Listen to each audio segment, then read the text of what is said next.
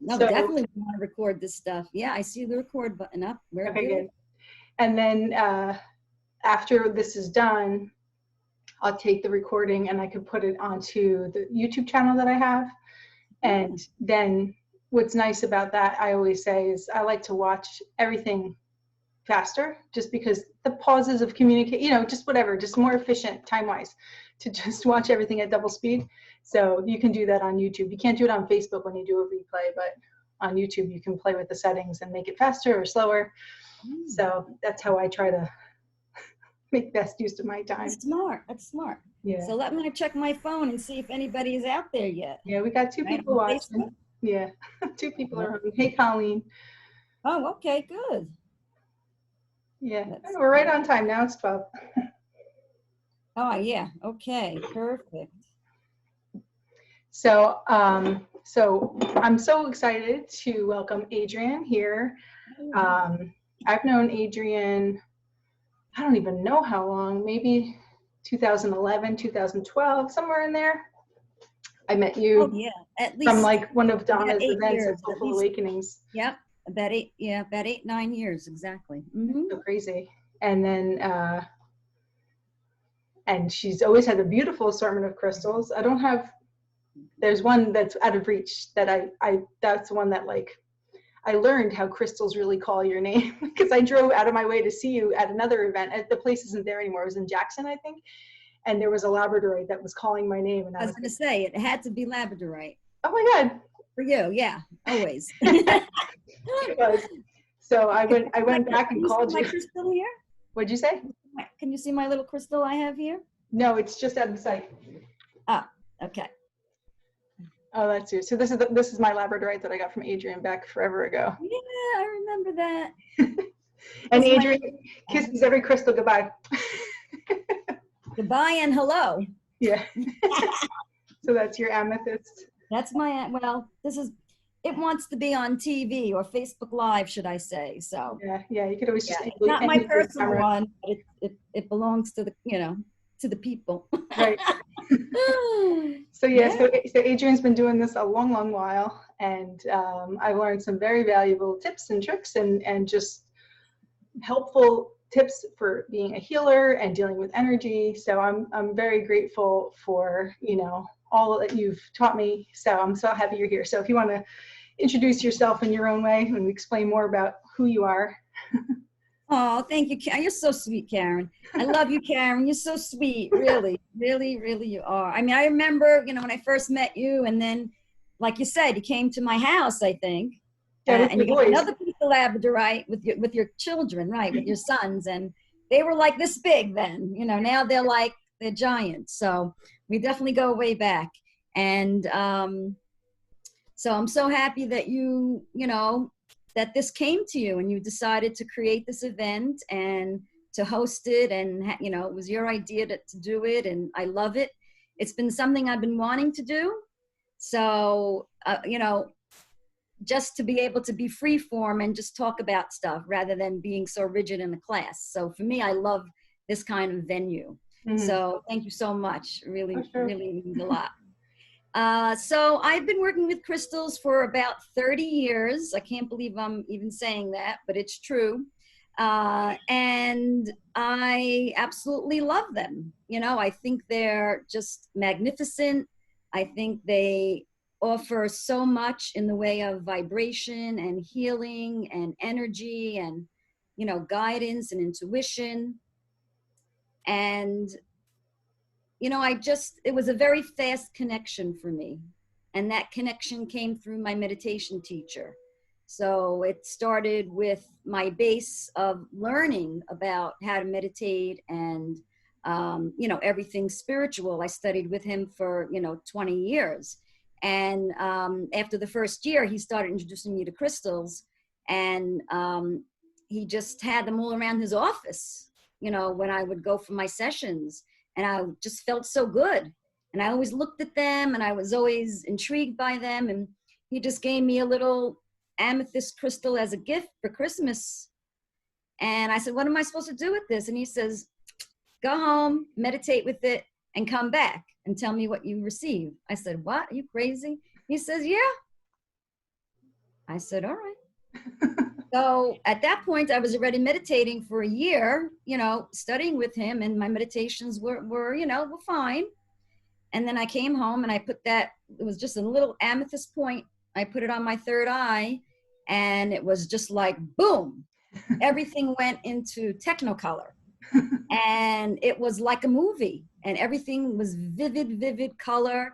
And it was just like a scene, like watching everything. And I came out of it like, oh my goodness, what is that? How did that happen? And it blew my mind, literally blew my mind.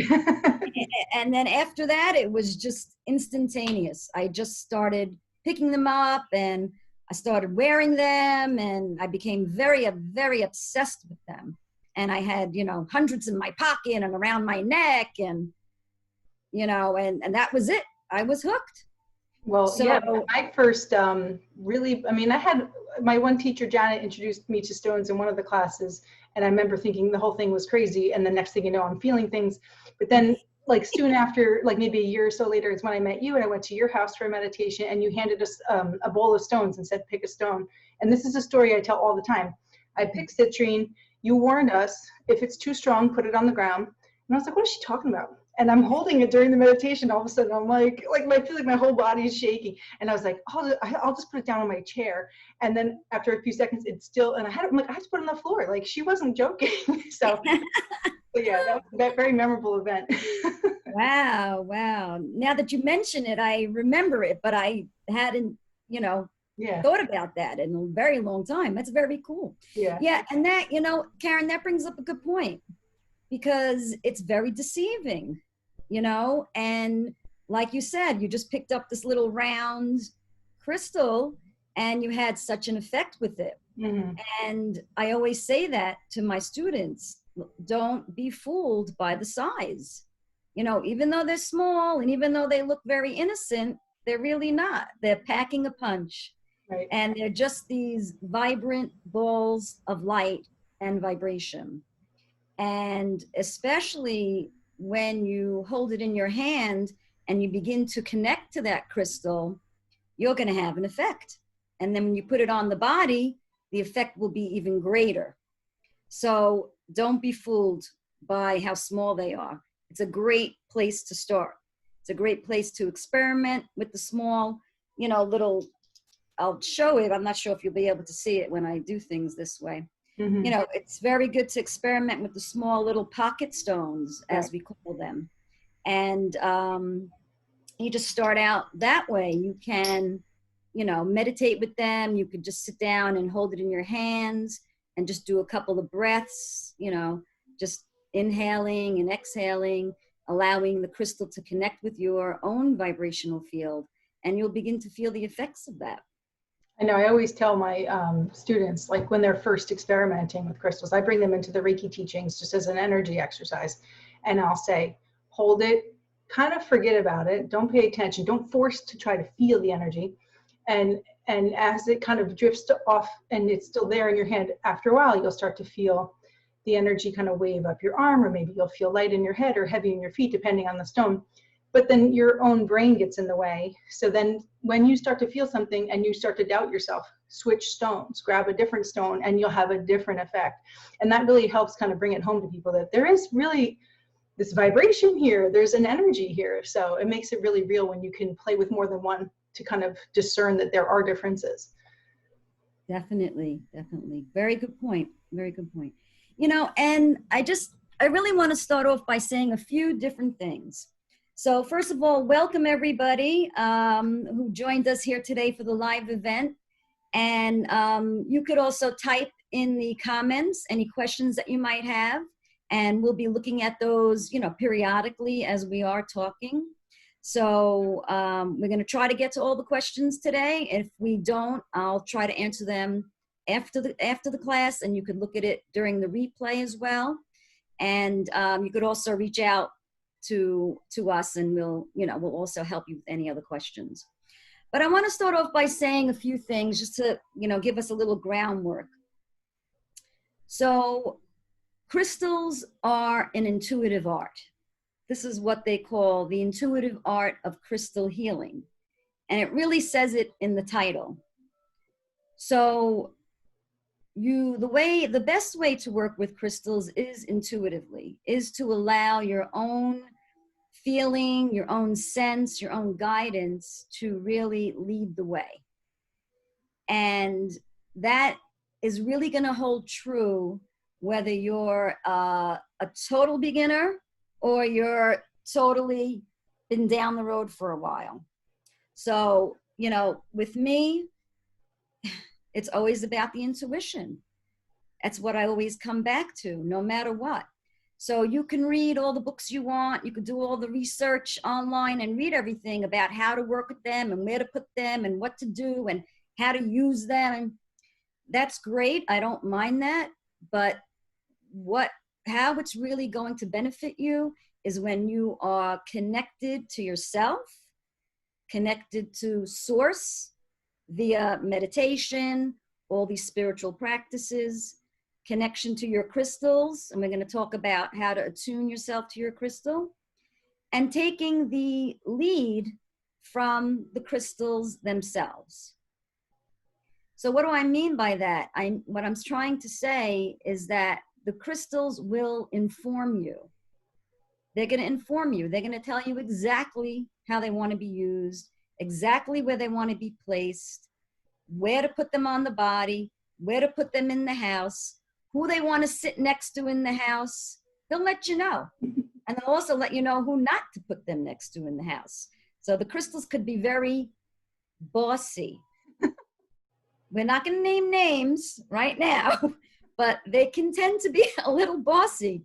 So just by following your own kind of feelings, or, I have a feeling I should put this crystal here. I don't know why. Do it. That's great. Or I have a feeling I should give this crystal to this person. Yeah, exactly. That's what our feelings are about. They're informing us. They're messengers. So our feelings are messengers.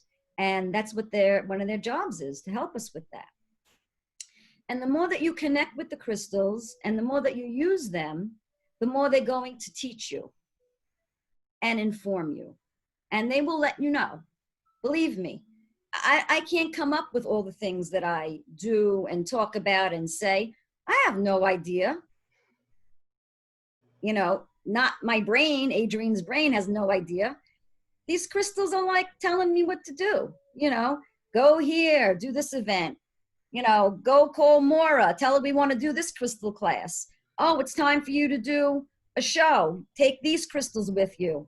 Okay. So basically, I'm under contract.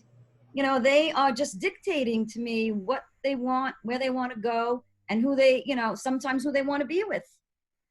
So they'll do the same for you, as they probably already are, because everybody here today already kind of, has been working with them a little bit. So just give in to that and trust it. Definitely trust it. It's real. You're not making it up. You can't make the stuff up. And that's my advice. Okay. So you could always look it up later. And that's the thing. It's like, that's it. With last week, I pulled a card and pulled a stone for the day, just because I felt like, because I looked over and Blue Appetite was like raising its hand, like it's, and so then I posted it and then I read the healing properties of it and I was blown away. Like I know generally what they mean, but when you look at the healing properties like in depth, it'll knock your socks off. Yeah, I saw that and I was like, wow, that's amazing.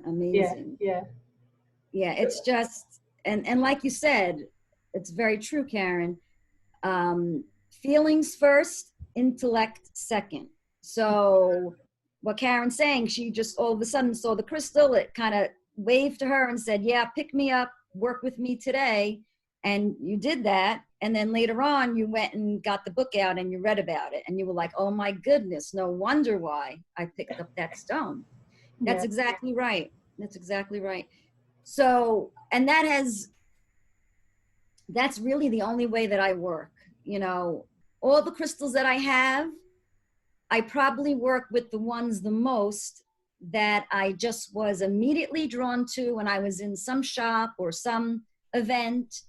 And I just immediately was like, wow, I need to have that crystal. I'm taking it with me. I have no idea what it does. I don't know where it came from or, what it's going to do for me. But I had that pull. I had that sensation of it's mine. Like, oh yeah, this one's mine. It's going home with me, So, and then later on, when I went home and looked it up, I was like, whoa, that's exactly what I need, Yeah.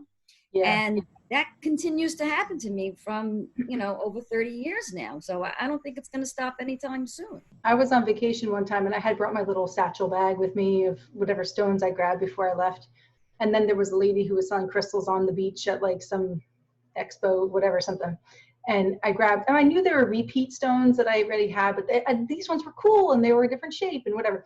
I came back to the condo I was staying in and my crystals were on the table and I had bought the same stones I had brought with me on vacation. Like I didn't remember I brought them with me. I was like, okay, time to research the meaning of these stones. So it was cool. That's amazing. Yeah. Incredible. Yeah. So, and that's really how it works. We're always drawn to the crystals that we need somehow, and there's a lot of different philosophies about why that is, and what we're going to share today, these are my experiences. These are just my opinions. It's not the only way. There's so many different ways to learn. There's so many different ways to use crystals.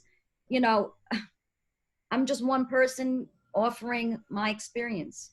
So there's no kind of like rules and regulations, A lot of that got put into place over the years with marketing crystals or, things like that.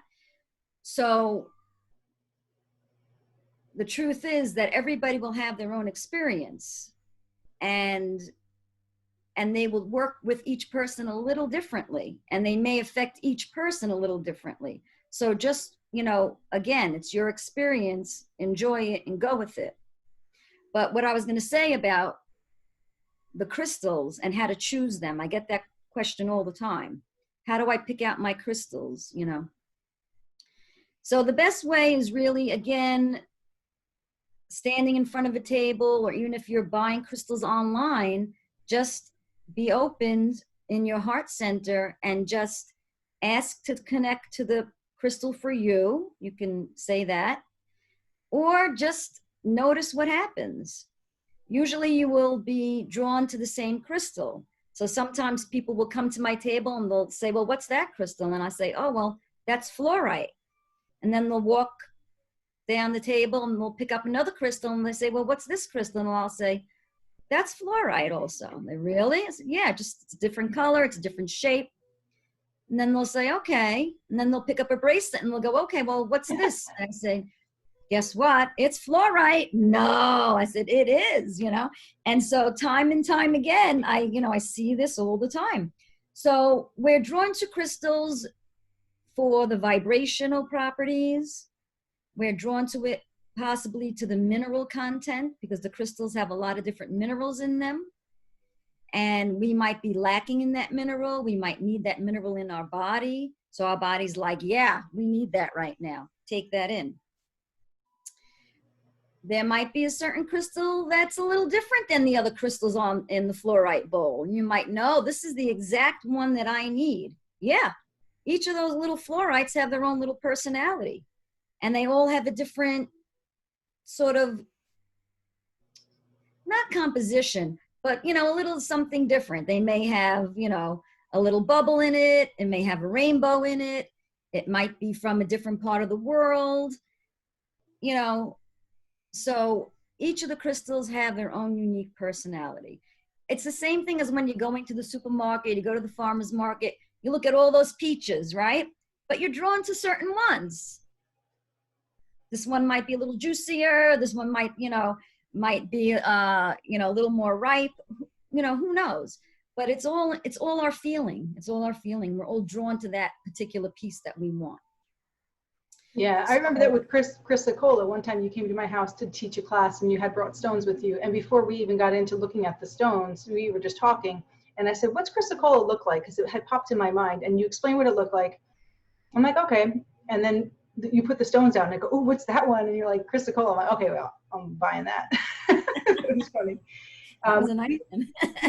We have some questions, Okay. but I don't know, like, if you want to go in any sort of order or not, but they said, which crystals are best for writers? Annie Willow asked, which crystals are best for writers? And Perfect. Diane was wondering, what are the bossy crystals? So I don't know if you want to like do like basic intro kind of stuff, and like this is just going to have to be a series or what. So it's probably going to have to be a series, but that's okay. I'll just answer them as they come up. So the first one was, what crystal is good for a writer? So that's a perfect question, being we just discussed it. So Chrysocola is the perfect crystal for a writer. So I would say that any crystals that are light blue or dark blue would be a perfect crystal for a writer. Yeah, like angelite. So, angelite would be good. Lapis. This is the Chrysocola. There it is. Chrysocola. Chrysocola. Yep. Chrysocola is a perfect stone for that. So lapis, chrysocola, aquamarine, of course, turquoise. Lapis. Yeah, lapis. Blue lace agate would be very good. Yeah, so anything that's a throat, expression.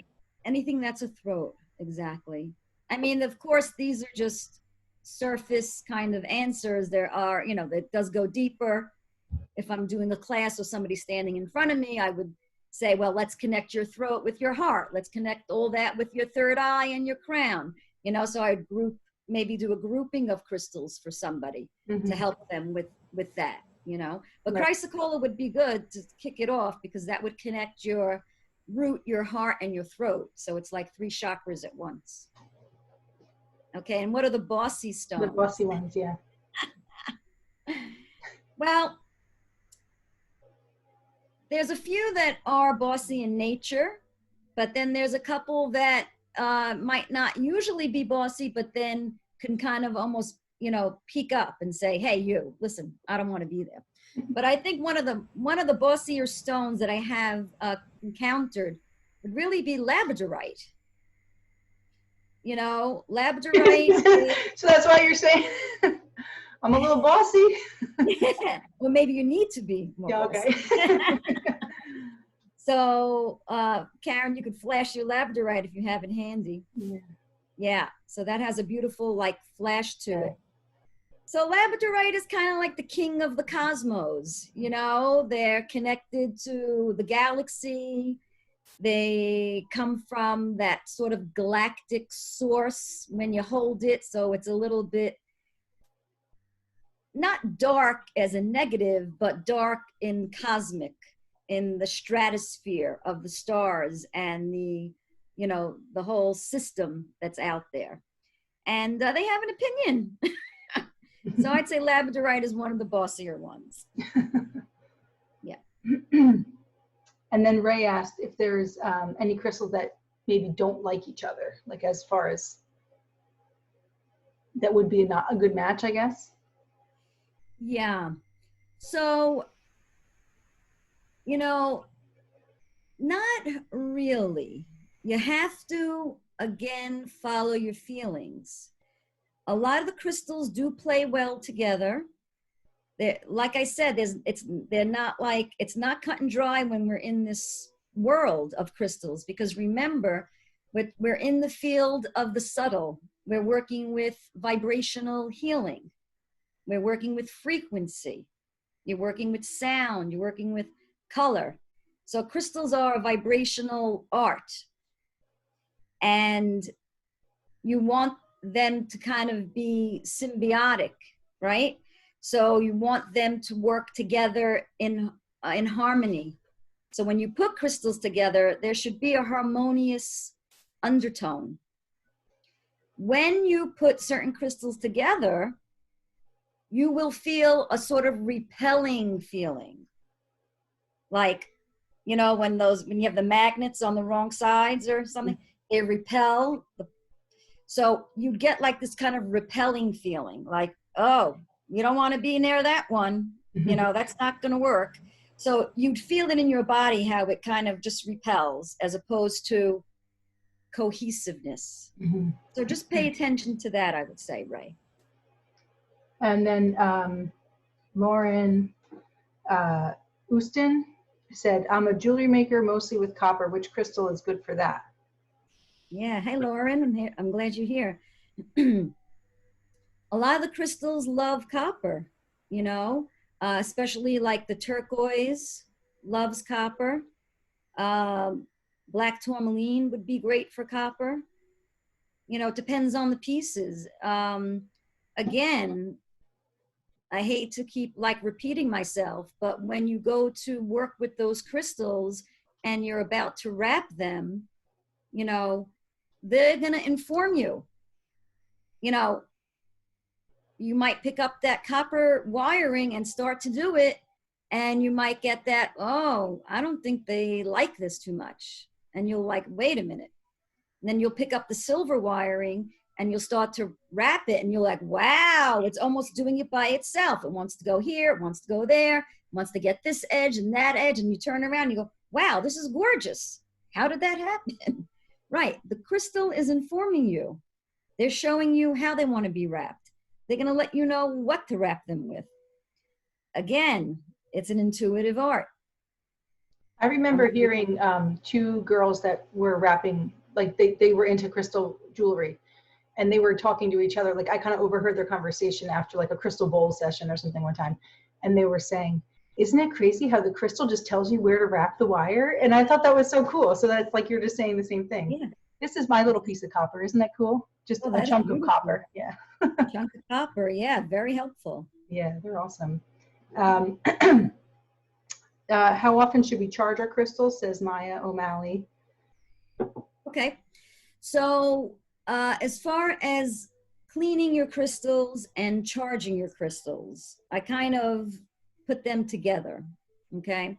So when we want to always clean our crystals on a regular basis. All right. And at the same time that you're cleaning them, you're going to charge them. And when you mean clean, what do you mean? Yeah. So the simplest way, there's a lot of methods, but let's start out with how often should we clean them? That was the question, right? Mm-hmm. So usually I always say at least once a month to clean your crystals that are in your space. Okay. So if you have crystals on your nightstand, you have them in your office, you have them in the living room. So crystals that are in your space, once a month. If you are using crystals for crystal healing, you're putting them on your body, you're laying down and you're sleeping with them in your bed, or you have an issue, you have a pain in your back, you're working with, maybe grieving, or you're meditating with your crystal. Once you place those crystals on the body and they have connected with you, then you really want to clean them right afterwards. Okay. If you're wearing your jewelry, you're wearing your bracelets, take them off at night, put them on the windowsill, let them, release the energy, and then you can use them again. So those are kind of like my rules. Those are rules. I'm a big fanatic about cleaning your crystals. So it's a big pet peeve of mine. Well, they really will feel lighter and brighter once you do that. Exactly. Yeah. So there's a lot of different methods for cleaning your crystals. I know people are going to be asking this, so we'll talk about it. Yeah. So, I have my little chime over there. I was going to get that, but you could use a sound chime. So you could strike a chime, a singing bowl, the Tibetan tinctures. So sound is one of the fastest way to clear out the energy of the stone. Okay. And also running them under plain, cool water from the faucet is fine. You just take your crystals, you put them in a glass bowl or a wooden bowl, you run them under the clear, cool water, shake them around in your bowl, let them run over it for a while, and kind of like, they're at the beach or taking a shower. And then you just lay them on a paper towel, and you, near your windowsill or, on a kitchen counter that gets a lot of light, and then you let them rest for a few days, because they've been working for you all month, right? So you want to let them rest for a few days, and they will be getting charged from the sun and charge from the moon, both. All right. So after 4 or 5 days, you can, use them again. The secret is to do them regularly. So if you're cleaning your crystals every month, your crystals are really going to work for you. They're going to be shiny. They're going to be bright. They're going to put out the energy for you that you need. When you wait too long, it's a little tougher. So, and also just to back up, there are some crystals that you should not run underwater. Selenite. Okay? Yeah, selenite is not great. Celestite, any of the ites, like the ending in the ITE, calcite, kyanite, celestite. Hematite? Hematite's okay. That's what I thought. That's why it's kind of like the ite rule doesn't always work. No, it doesn't always work. But guess what? If it looks fragile, don't do it. Right. Yeah. But yeah. And I'm going to teach a lot of this in my crystal classes. We're going to have a lot of crystal classes coming up on Zoom. There'll be a whole series. We're going to talk about all the particulars. But you can, for now, just Google it or use sound. Most of the crystals you can rinse underwater. I'm not a fan of salt. A lot of people recommend using salt to clear their crystals. I do not use salt at all. You can use ocean water from the beach because the ratio is perfect. So ocean water is great for your crystals. Rainwater is amazing. Like we just had those storms, lightning and rainstorms. I had some crystals out in the yard getting the downpour, and they are squeaky clean. My kids told me that. My little crystal kids, when they were like 4, they're like, no, they like it outside during the rain, Mom. I was like, yeah, oh, great. Yeah. Yeah. They knew. They do. So yeah, rainwater is great. Okay. Sound, sage, and intention. What happens too? Just like blasting it with light with intention. Yes. Clearing it with your breath. You can just blow on it. You could shake it out like a thermometer, shake it down. Okay, in a pinch. Liquid sage spray. You can go around and, so what I do is, of course, we have a lot of crystals, right? Because we keep buying them. So what I do is on a daily basis, weekly basis, I'm going around the house with my little chime. I'm striking the chime around the crystals, clearing them, and then I'm spraying them with liquid sage or with incense, burning sage. And that's what I do kind of in between. And then once a month, they get a bath. But you have to rotate because if you have a big collection, you're not going to be able to do it in one shot. It's a lot. So, it might just take the bedroom crystals, 1 month, or, you have to stagger it because it's a lot to do in one shot. And why it's important to clean our crystals is the crystals are continuously putting out for us. So they are just sitting there in our living room and they're vibrating and they're broadcasting the energy out, the frequencies out. So they're constantly putting out, putting out, putting out, putting out. At the same time, they're absorbing all of your shenanigans in your house, all of your emotions, all your experiences, all the things that you're watching, all the things that you're listening to. The crystals are absorbing that. They're like, radio transmitters. They're picking up all that stuff. Being on your body, they're picking up all of that. So they get full. So I kind of say that it's kind of like when you have a sponge and it's like sopping wet because you've picked up all of the water, and you try to pick up more water. It's not going to pick up more water when it's sopping wet. You have to wring out the sponge, and then you wipe up the water, and then it will work better for you, right? So it's the same way. You have to release all that stuff from the crystals that it absorbed. Clear it out with the methods we discussed. Charge it with the methods we discussed. And then it'll be ready for you. So, I have crystals that are 25 years old. They don't look it. Some of them, of course, I have killed because, but most of my collection is my original collection. And I look at them and I say, wow, they're doing good. I know you have to really care for them. My one teacher talked about how she killed like her malachite, malachite is the green stone, like on my necklace. and it's she said it went really, really faded, you know. Yes. But she didn't know that she was supposed to clean it and clear it like when she first got it. So I learned that lesson from her. And Yes. I've seen some crystals. Like I lost a crystal one time. It rolled under the bed, and it went under my husband, and he was going through some stuff, and the fluorite turned like opaque white. So I remember that. yeah. I remember that. That was wild. It's the classic Yeah. story. So crystals can change color. Yeah. When they absorb all that stuff for you, because they're working for us. Yeah. It's working Great. overtime. I just want to look at these. Are you looking at? Oh yeah, I was just gonna say, yeah. Amy's question was, how about a crystal to help someone come forward and share his or her talents to step out peacefully and joyfully? I like that question. Well, I really like, I would probably say rhodonite, amethyst, and probably citrine or rhodonite. I thought citrine too. Yeah, definitely. So because you want to share your gifts, so you're going to be working with the heart chakra. So, you know, you could really use any pink stone is fine. So I would say a pink stone, like a rose quartz, rhodonite, rhodochrosite, if you have it, you know. You might want to use the throat chakra stone also, because you want to express. Right. The amethyst will help with your guidance and your intuition and show you what direction to take. That's why I said amethyst in the beginning. Nice.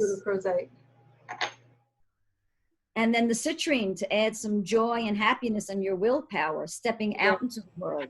So like solar plexus. That's the one that fell. I see that. So citrine, a tiger's eye, citrine or tiger's eye for the solar plexus to step out. Something pink, rose quartz, rhodochrosite, rhodonite for the heart. And then I would say you sound pretty good in the throat. So I'm going back to the amethyst. That's what I'm hearing for you. And to get the intuition and the vision of, you know, what you want to do. The power, the heart, and the expression, and the sight. It's a combo. It always is a combo. Yeah. But even if you start with one, you'll be fine. So, you know, I tend to be more, you know, I'm going to give you the recipe. That's what I do. You know, people ask me these questions all the time, and it's like, oh, you need this, you know what I mean? So I can do a recipe. Right. You know, but if you only have one of those, that's fine. The crystal will work with you. The crystal will guide you. Like I said, you know, when I first started, believe me, I didn't have all these crystals, and I was doing a lot of healings, and I did not have all the crystals that exactly went to the chakras. And I was doing all kinds of different things, you know, putting this there, putting that there. And, you know, so the crystals will work with you as long as your intention is pure. You will have assistance from beyond. Maura was asking the question she asked earlier, like you told me, about wearing them in your bra. Are there crystals you should not wear on your body, as in your bra or pockets next to your skin, etc.? Yeah, great question. Yeah, my neighbor asked me for pyrite yesterday, and I said, I couldn't remember if I had tumbled pyrite at home, but I'm like, I have cubes of pyrite at work. She's like, that's fine. I go, not really. It kind of hurts if it's in your pocket, you know, it's all sharp edges.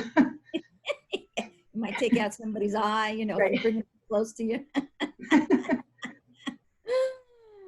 Oh, you got to have a little Tata humor, right?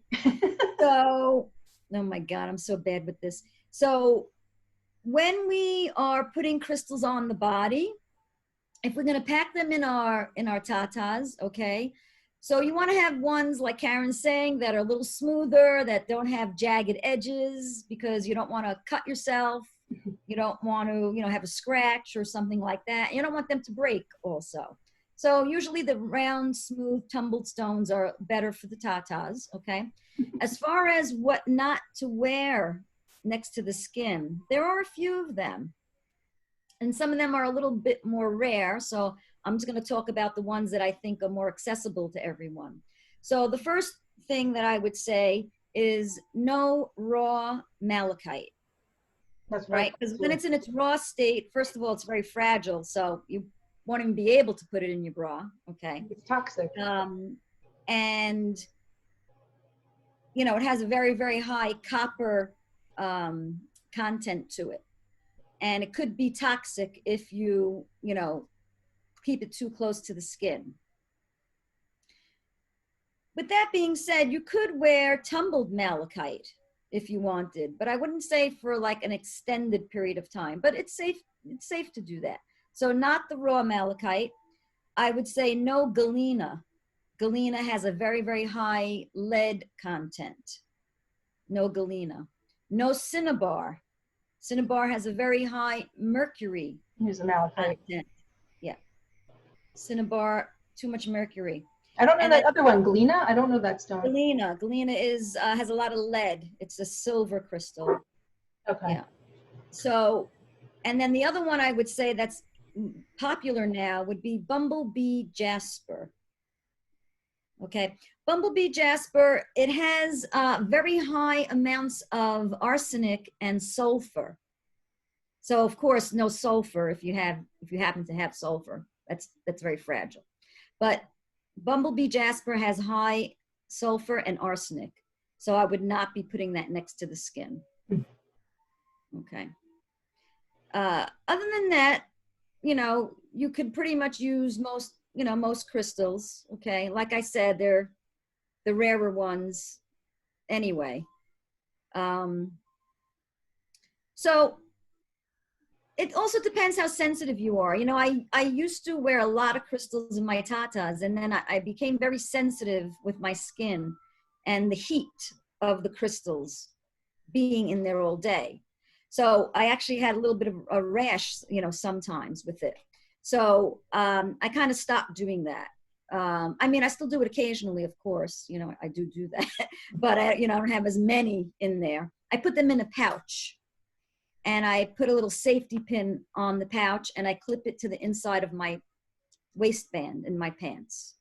So that's where I'm putting my crystals. I have my little mojo bag attached to my waist. So put your little crystals in a little pouch, stick a safety pin on it, clip it to the inside of your waistband, and you could put, 4 or 5 crystals in there. Yeah, every now and then cleaning up, taking the clothes out of the dryer, it's like, oh, hello, there's a stone that didn't make it out. I've heard many stories about that. Yeah. Amy was asking the difference between clearing and charging. Okay. Before we go on to that, there was somebody else that actually asked a question underneath Maura's comment before the event started. I think her name might have been Susan, but she said, how come crystals are calling to me in my collection that I completely forgot about? That's a great question. And I wanted to address it. Yeah, you need that. Yeah.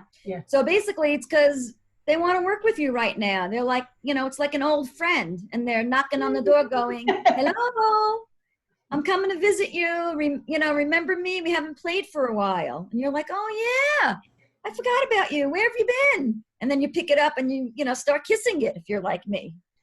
So the crystal is calling to you. The crystal is letting you know that it has something to share with you right now. So everything that we're saying about the crystals, you might not hear words from them, but they want to share their energy with you. They want to guide you or influence you in a certain way energetically. They want to align your chakras. They want to balance out, some of your organs. They want to balance out your minerals. They want to help you move forward in your life. They're here to serve us. The crystals are tools, and that's why they're on the earth. They're here for us to use. So when I say they want to work with you, that's what I mean.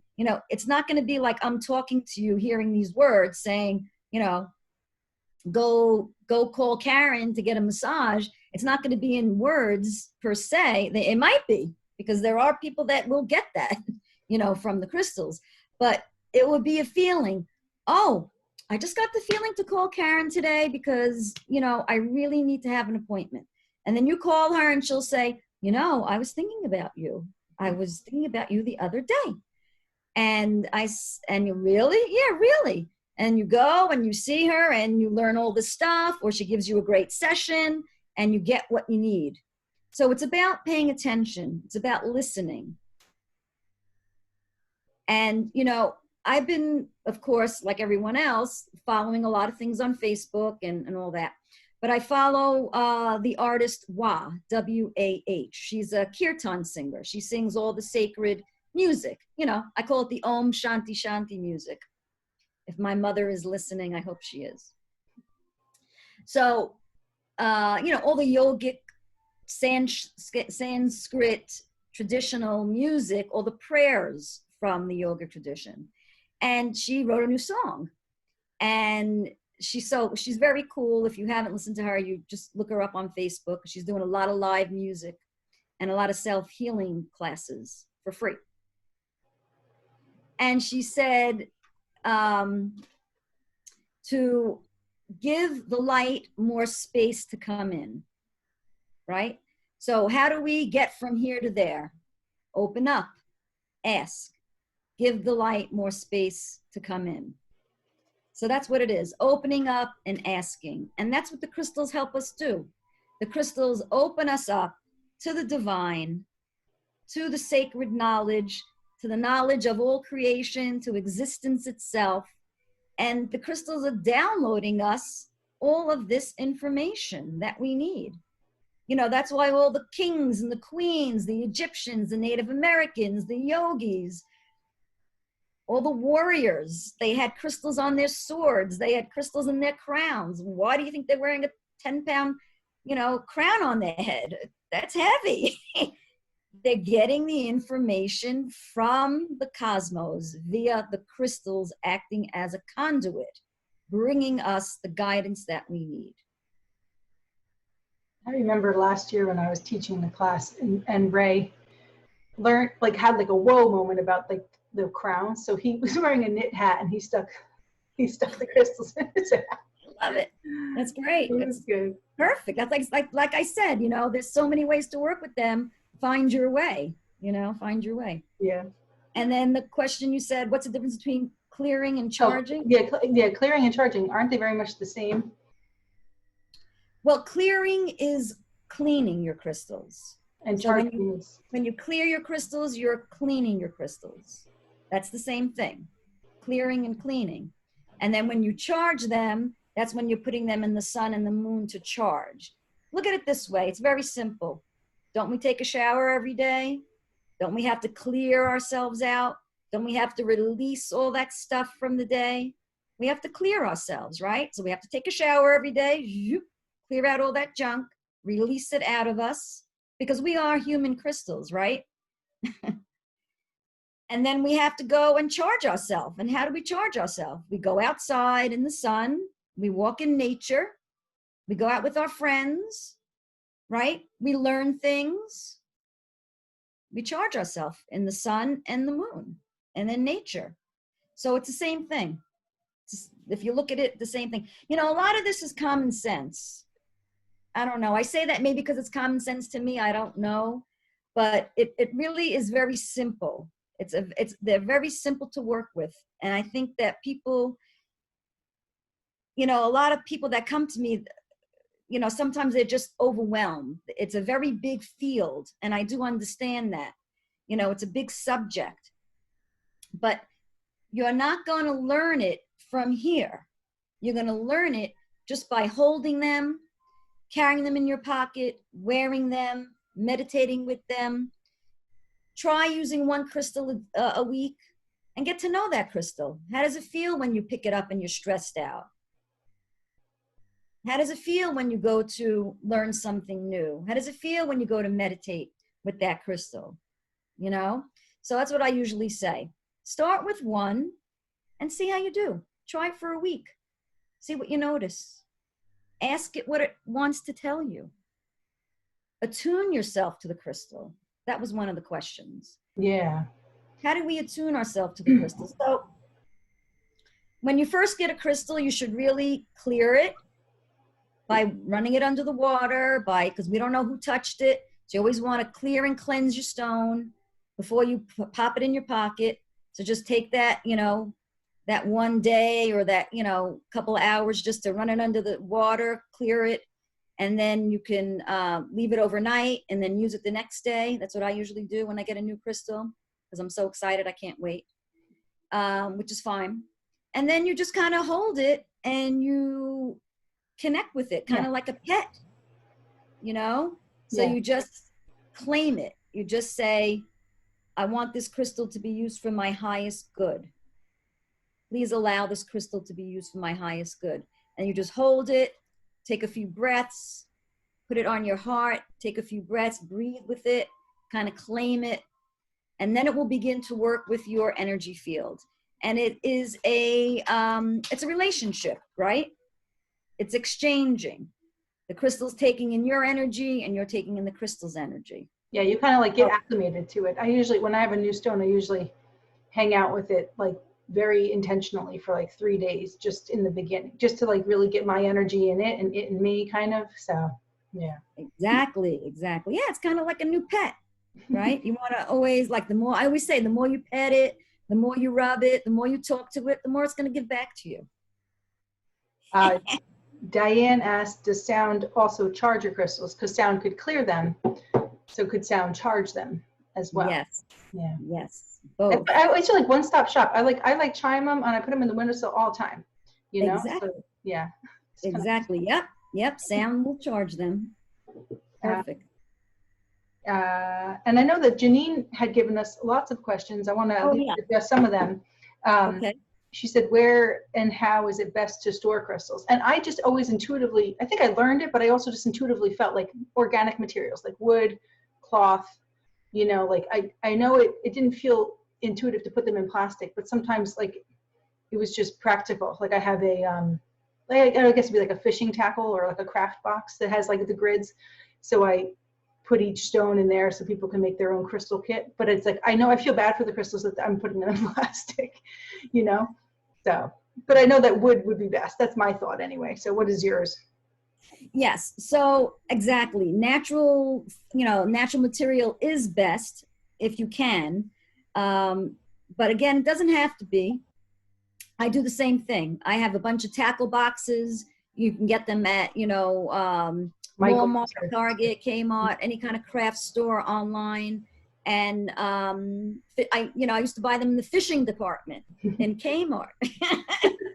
So yeah, that's where I first got them. And they're like a nice, like a tray, like, what is it, 8.5 by 11 kind of paper size tray. And it's a plastic tackle box. You just open it up. People put their beads in it for crafts and things.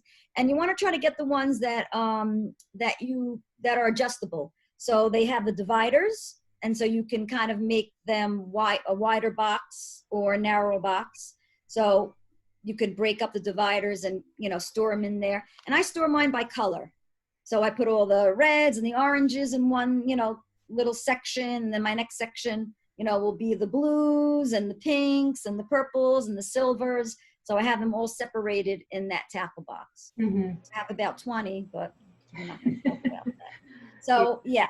And then for your bigger crystals, what I do is I just wrap them in paper towel and I label them, and then I just put them in a larger plastic storage container, and I just label the boxes, because I have a lot of crystals, but I don't have a lot of space. So I have to put some away, and then every, few months, I'll take out those crystals. Well, I'll take down the crystals that are currently in my space. I'll clear them, I'll cleanse them, I'll, charge them. And once they're cleaned, then I put them away. Do not put away dirty crystals. No. Clear crystals first, clear them all out, charge them. When they're fully ready to go, then wrap them up, put them away in the closet, take out your new ones. Well, your new ones could be brand new, or your new ones could be the ones that were in your closet that were cleaned first. So when you take them out, they're cleaned, and then you put them on your shelf, right? So never store dirty crystals. Okay, so that's how I store mine. Yeah, I know. My sister just commented how she got me. I'll actually show you. she got me this ginormous wooden dish. Oh, Christmas. unbelievable. That feels great. And that's how I ended up transitioning to keeping my crystals at home, because at work I didn't have a purpose for it at work, didn't have a surface for it at work, but now it's like my catch-all container for like all my crystals, and it's not even all of them, but yeah, and it's perfect. And she's like, I didn't even know that, but it's like I did, and I thought, like that's just that whole intuitive connection where you're like, this just feels right. Yeah, you got. She has to tell us where she got that. I don't know, yeah, but it's almost like a half of a tree just gutted. That's cool. I felt it the minute you picked it up. Yeah, that's great. Wooden bowls. A lot of people like to store them in silk, or cotton. Right. That's fine too. You have to also do what's practical. I don't use any metal with the crystals. I was just gonna say metal feels wrong. Ugh, no metal. Yeah. But I did buy a metal dish one time because when I was doing like expo things, and so I have it's like a party platter where it has like 3 little dishes that are all connected, but I put like a piece of paper towel down because it's like, they don't need to be clanged around, like it just feels wrong. So exactly. Yeah. And then I think what other questions do we have? I see a couple here. Yeah, go ahead if you want to read them. All right. From my co-pilot, Diane, who helps me with my Facebook Live crystal shows. She asked, what's the difference between raw and polished? Are they cleaned differently? Oh, a lot of cleaning questions. Example, malachite raw or tumbled. So what's the difference between raw and polished? And how they come. Okay, so when people talk about raw crystals or crystals in the rough, we're talking about crystals that are natural, that they just come out of the earth and they have all the edges. They could be just like raw chunks, or they could be, like clusters like this. Okay, these are considered raw. And then these are considered, polished when you see them in the tumbled stone. Okay, so there's a lot of controversy about that question, of course. A lot of people feel when crystals are in their natural state, in their raw state, that they are stronger. Okay. Do I believe that? I would say yes, that is true. They do have a little bit stronger of a vibration, and they can be stronger in the raw state. So I would say yes if somebody, kind of twisted my arm. But they, like we said when we started our conversation, even though the crystals are small and round, don't let them fool you. They pack a punch. But usually in the raw state, they are a little stronger. Okay. They can be jagged in their energy. They don't. When they're smooth and tumbled, they're more of an even balance kind of an energy flow, and then the rough might be a little bit more jagged. Yeah, you know what? That brings up a good point. Definitely. This is aragonite. Yes. And then this is the tumbled aragonite. Like, I love how different. Wow, it's totally different. Yeah. So exactly, what you're saying exactly is true. That's great. So the energy is a little bit more jagged, and it goes out more, and it's like a, kind of like a Morse code versus the tumbled, which is just like smooth. I kind of say it's like, I used to say it's kind of like a wet sponge, just, it's like out there, just very soft in the tumbled version. And how you clean them, I think we covered that. If it's fragile, then you can't clean it, with the regular methods. You have to use sound or sage. Okay, any other questions? Does shape matter to the vibration? I guess that goes along with the rough and the smooth. But like, then there's the pointed ones. There's like the, like a tower or a double terminated. Like, how is that different maybe? Yeah, that's a big question, that's, we're not gonna be able to cover all that. But these are like major questions. I know, it gets to be very involved, and then you realize there's no bottom. I just have to get off my butt and have my crystal class, and I was saying I'm gonna have. Yeah.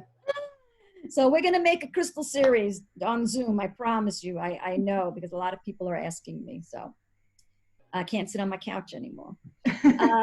So the difference in shapes, that's a big question, but I'm just gonna say a couple things just to answer it. So when we have a round, when it's in a ball shape, like a sphere, the energy is all even, and it's going out like the sun. So it's gonna send out energy in a circular motion, 360 degrees.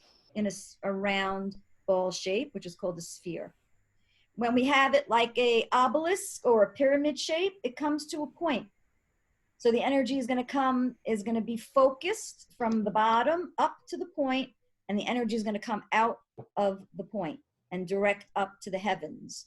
So pyramids are really good for working with group energy, distant energy. You know, if you're doing distant healing, if you're sending out Reiki, you know, the point could be really good because it's directing. So just think about it. When you have a point, it's going to be more pointing at something. So it will be directional. Okay. It's not more or less. It's just different.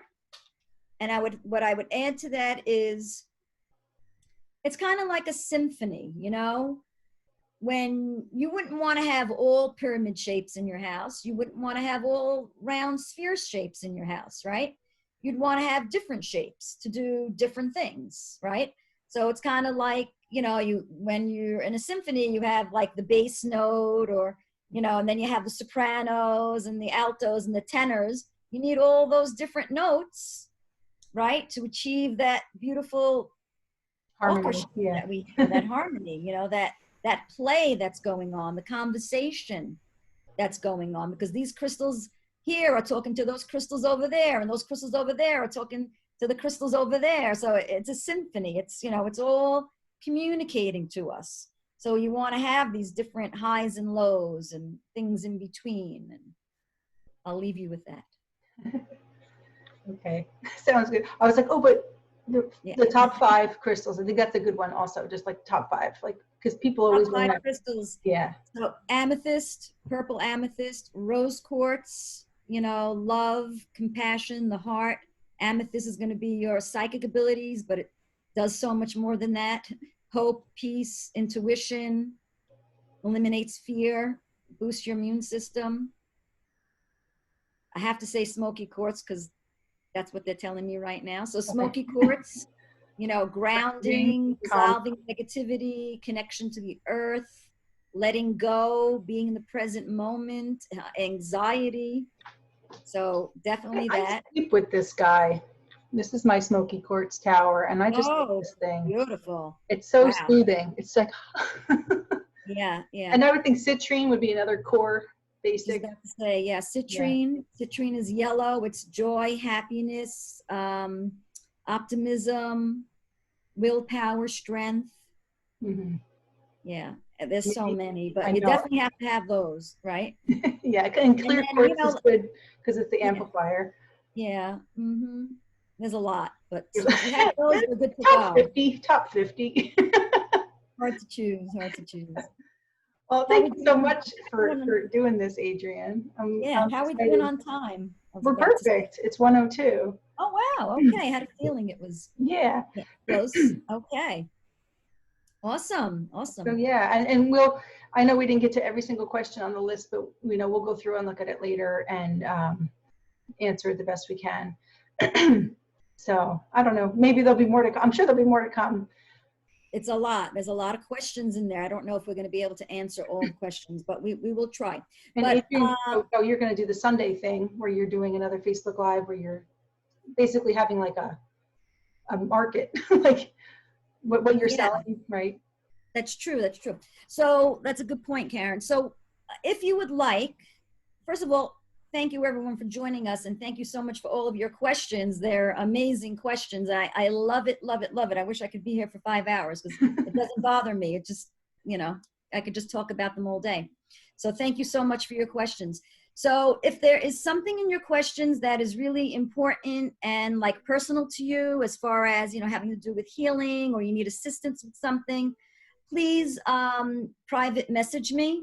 Okay, on Facebook, you could private message me under my name, and I will answer you and help you and guide you that way. I think that's a better way to do it. So, and it's also won't be on a public forum where everybody's seeing the answers if it's something personal. So I'll say that.